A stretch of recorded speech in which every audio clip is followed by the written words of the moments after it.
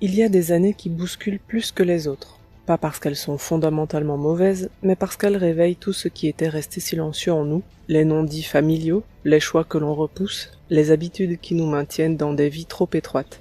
L'année complexe n'est jamais une punition, c'est un signal, une transition, une initiation. Et souvent, elle commence là où on s'y attend le moins, dans cette sensation diffuse que quelque chose en nous n'avance plus. L'effet domino des histoires non digérées. Il suffit d'un événement, un déménagement, une vente, un héritage, une dispute, pour que l'histoire familiale que l'on croyait finie se remette en mouvement. Et avec elle, tout ce qu'on pensait derrière nous. Les blessures anciennes, les injustices, les secrets, les accusations, les silences. Quand un système familial est fragile, chaque membre réagit instinctivement. On rejoue des rôles, le médiateur, le sauveur, l'invisible, la forte. Même adulte, on peut retourner inconsciemment au poste que l'enfance nous avait assigné. La loyauté invisible.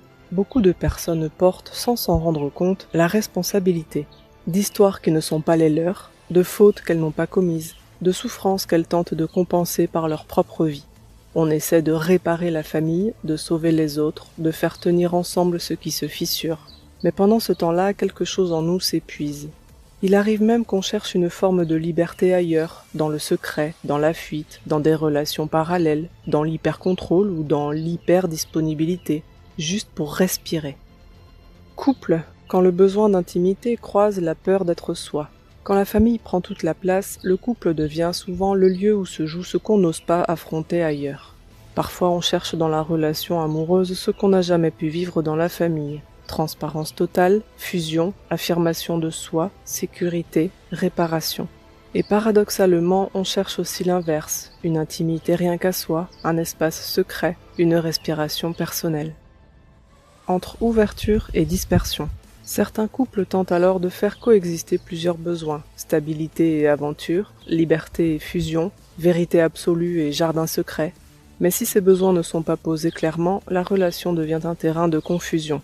Un couple, quel qu'il soit, ne peut fonctionner que si l'on comprend ce que chacun cherche, ce que chacun peut offrir, et ce qu'on accepte de construire ensemble. La dispersion relationnelle, comme la dispersion émotionnelle, n'est jamais un hasard. Elle parle souvent d'un besoin profond, retrouver son axe intérieur, sortir des loyautés familiales et exister pour soi. Quand rien ne bouge, la vraie raison. La sensation que rien n'avance dans la vie est presque toujours liée à un point précis. On continue de vivre selon un système qui ne nous appartient plus.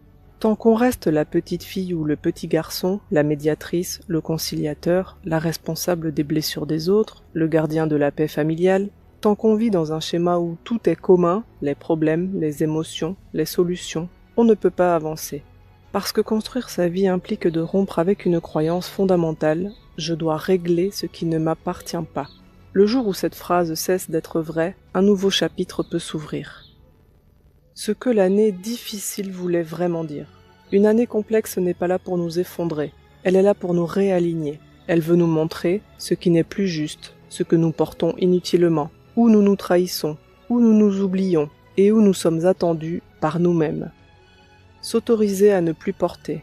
Le véritable changement commence quand on se dit « ce n'est pas mon rôle de réparer les autres ». Je ne dois pas vivre dans les secrets des autres pour préserver la paix. Je suis adulte, je peux choisir ma propre manière d'aimer et d'exister.